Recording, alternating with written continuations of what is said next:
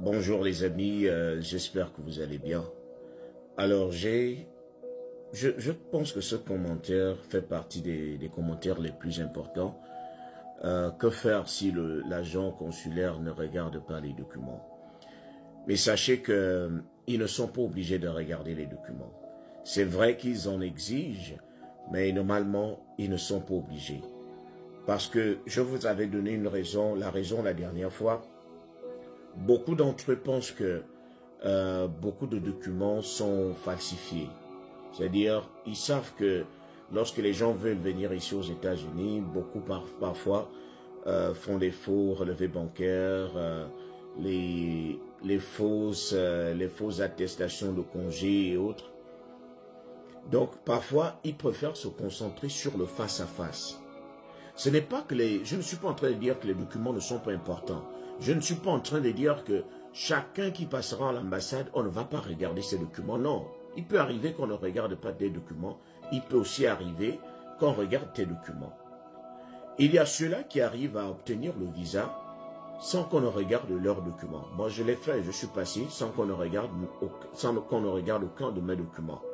Si on trouve que vous êtes déjà convaincant, ça ne sert à rien de regarder le document parce que eux, ils mettent l'accent sur le face-à-face. Comment vous gérez cette prestance-là? Comment vous gérez votre performance? Est-ce que vous vous comportez bien? Est-ce que vous avez quelque chose à cacher? Si à travers votre gestuelle, votre regard, le son de votre voix, vous arrivez à prouver que vous êtes crédible, vous êtes confiant, vous savez ce que vous faites, on n'a pas besoin de regarder les documents. Il y a des gens qui arrivent à être convaincants rien qu'à la parole. Alors, c'est pour ça qu'on vous demande aussi de maximiser sur le coaching. Lorsque vous allez à l'ambassade, vous devrez être prêt à répondre à toutes sortes de questions et à gérer votre stress. Parfois, les gens partent à l'ambassade, ils ont tous les documents. Mais comme ils ont du mal à gérer le stress, parfois ils ne savaient pas que l'interview se passait ainsi.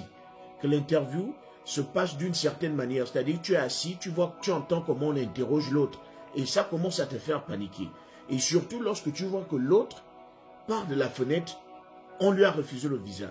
Et c'est toi qu'on appelle à la suite. Il faut avoir un courage fou pour supporter cela. Donc, si vous n'êtes pas prêt à gérer le stress, vous allez rater beaucoup de choses.